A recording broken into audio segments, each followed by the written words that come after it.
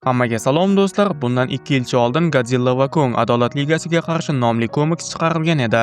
Unda hammamiz bilgan Superman, Batman va boshqa DC qahramonlarining Monsterverse olamidagi maxluqlar bilan to'qnashuvi ko'rsatilganda, men bu komiksni tahlil qilganman. Ko'rmagan bo'lsangiz ko'rishingiz mumkin. Yaqinda o'sha komiksning ikkinchi qismi chiqdi va bugun men ikkinchi qismda nimalar bo'lganligini tahlil qilaman. Video so'ngida o'zimning bu komiksga bo'lgan fikrimni ham aytib o'taman. Siz esa videoga like bosib, kanalga a'zo bo'lishni unutmang. Xo'sh, birinchi qismda Godzilla DC olamida yaxshigina to'polon qilgandi va juda kuchli super qahramonlarni ham yanchib tashlagandi. O'sha voqeadan beri Amanda Waller Godzillani o'ta xavfli deb hisoblaydi va Monsterverse'dagi hamma maxluqlarni yo'q qilish uchun ularning olamiga portal ochadi. Ya'ni birinchi qismda Godzilla DCga kelgan bo'lsa, ikkinchi qismda DC qahramonlari Godzillaning olamiga kelishadi. Adolat ligasi Godzillani o'ldirishni istamagani uchun Amanda Waller o'z joniga qasd qiluvchilar jamoasidan foydalanadi. Bu jamoada DCning kuchsizroq yovuzlari bor, masalan akulalar shohi va qotil timsoh. Bundan tashqari Lex Luthor ham Godzillani o'ldirishni istaydi. Ular organizmlarni katta va kuchli qiluvchi dorini o'ylab topishadi. Bu dori yordamida ular akulalar shohini Godzilla darajasigacha kattalashtirishadi. Godzilla begona maxluqni his qilgach tezda uni qidirib topadi va ular jang qila boshlaydi. Kongni o'ldirish uchun esa qotil timsohni kattalashtirishadi. Bu holatda qotil timsoh qanchalik kuchli bo'lsa ham, Kong uchun bu qo'rqinchli emas, chunki Kong bundan ancha kuchli katta kesak bilan ham jang qilgan. Shunday ekan Kong qotil timsohni yengadi, Godzilla ham ulkan akulani osongina yengadi. Adolat ligasi Lex Luthorni to'xtatish uchun Monsterverse olamiga kelishadi. Hayron bo'lmang, DC komikslarda olamlar bo'ylab sayohat oddiy narsa bo'lib qolgan. Superman Lexni qidirib yer ostiga tushadi. Lex unga to'satdan hujum qiladi va qisqa jangdan so'ng ular Qirol Skarning qo'shiniga duch kelishadi. Supermanning chalg'ib qolganidan foydalangan Lex qochib qoladi, chunki 100 metrlik maxluqlarga qarshi Lexda hech qanday imkoniyat yo'q. Superman ulkan maxluqlarni yengib yer yuzasiga chiqqanida g'azabga to'lgan Godzillaga duch keladi. Men bu komiksni aynan Godzilla va Supermanning jangini ko'rish uchun o'qigandim va nihoyat ular to'qnashishdi va jang boshlandi. Godzillaning atomli nafasi Supermanning lazeriga urildi. Aslida bu fizika qonunlariga zid, ammo davom etamiz. Godzilla g'alaba qozonyapti. Superman o'lishiga oz qolganida yordamga Supergirl yetib keladi. Endi ikkita kriptonlik birgalikda Godzillaga qarshi chiqishyapti va baribir yutqazishyapti. O'z-o'zidan savol paydo bo'ladi. Nega Superman bu komiksda bunchalik kuchsiz? Axir birinchi qismda Superman Godzilla bilan teng edi-ku. Endi esa Superman va Supergirl birgalikda ham Godzillani yenga olishmayapti. Qanaqasiga bunday bo'lishi mumkin? Lex Luthorning fikricha Monsterverse olami Supermanga yomon ta'sir qilyapti. Kong o'z boltasini zaryadlagan quvvat manbai yodingizdami? Aynan o'sha joydan taralayotgan elektromagnit to'lqin sababli Supermanning kuchi kamayib bormoqda. Endi Superman Godzillani yengishi uchun unga qo'shimcha kuch kerak. Komiks boshida organizmlarni katta va kuchli qiladigan dori haqida aytgandim. Yodingizdami?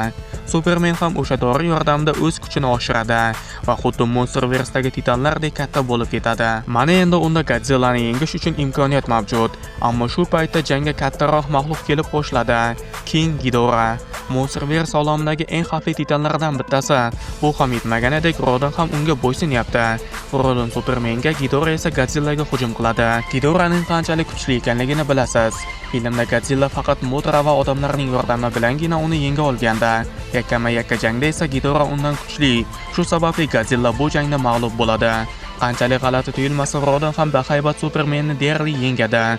Vaqtida yetib kelgan Kong Rodanga hujum qilgani uchungina Superman omon qoladi. Ammo qahramonlar asosiy jangda mag'lub bo'lishdi.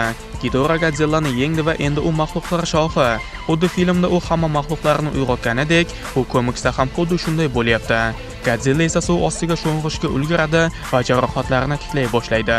Hamma maxluqlar bir joyga to'planganida Adolat ligasi va Ghidorahning maxluqlari orasida katta jang boshlanadi. Bu jangda ayniqsa Adolat ligasidagi marslik ovchi katta ahamiyatga ega. Bu qahramon o'z shaklini o'zgartirib ulkan maxluqqa aylanishi mumkin. U shunday qildi ham. U ulkan yashil ajdarhoga aylanadi va Ghidorah bilan jang qila boshlaydi. Marslik ovchi haqida ko'pchilik eshitmagan bo'lsa ham, aslida u juda kuchli qahramon, lekin Ghidorahga qarshi bu ham kam. Shuncha muammo yetmayotganidek, Qirol Skar o'z askarlari bilan yer yuzasiga chiqishgan. Albatta Godzillani o'ldirish uchun, yana qo'shimchasiga yer yuzasini bosib olish uchun ham. Bunaqa qaltis vaziyatda Adolat ligasining eng kuchli a'zosini ishlatish kerak.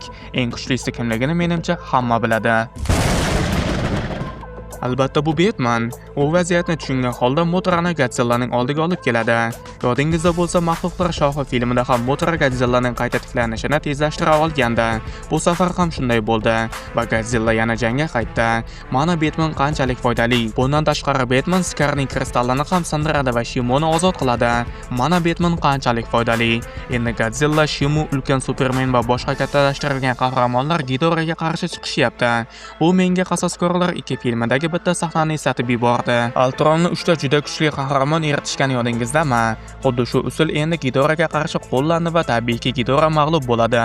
Mana shunaqa. Batman jangga kirishgan zahoti eng kuchli yovuzlar ham tezda yengiladi. Komiks so'ngida hamma maxluqlar Godzillani shoh deb tan olishgan va unga ta'zim qilishgan. Adolat ligasi ham hurmat yuzasidan Godzillaning oldida tez cho'kishadi. Faqatgina Kong Godzillaga tez cho'kmadi. Bu tabiiy. Kongning fe'l atvorini o'zingiz bilasiz. U hech kimga tez cho'kmaydi. Shu tarzda komiks yakunlanadi. Endi mening shaxsiy fikrim, menimcha komiksda keraksiz janglar juda ko'payib ketgan. Eng kerakli jang esa yakunlanmay qolgan. Men Godzilla va Supermanning jangini aytyapman. To'g'risi men faqat shu jang uchun bu komiksni o'qib chiqqandim, lekin bu jangga juda kam vaqt ajratilgan. Buning ustiga Superman bu jangda bor kuchida emasdi. Menimcha Superman muxlislariga bu komiks umuman yoqmagan, chunki ko'pchilik komikslarda Superman sayyoralarini siljita oladi. Mana shunaqa Superman Monsterverse'dagi Godzillani oson yenggan bo'lardi. Bunga shubha yo'q. Ammo aynan shu crossoverda Godzilla Supermandan biroz kuchli. Ochig'ini aytganda bu komiks menga unchalik yoqmadi. Boya aytganimdek, keraksiz janglar ko'payib ketgan. Buning ustiga DC qahramonlariga juda kam vaqt ajratilgan. Avval ham ko'p marta aytganman, men aslida komikslarni yoqtirmayman, lekin tan olaman, ba'zida ular juda qiziq chiqadi. DC hozir crossoverga ko'p e'tibor beryapti. Agar biz hozir Superman va Godzillaning jangini ko'rgan bo'lsak, demak, qachondir Superman va Thorning jangini ham ko'rishimiz mumkin. Xullas, bu mening Godzilla va Kong Adolat ligasiga qarshi komiks haqidagi fikrlarim edi.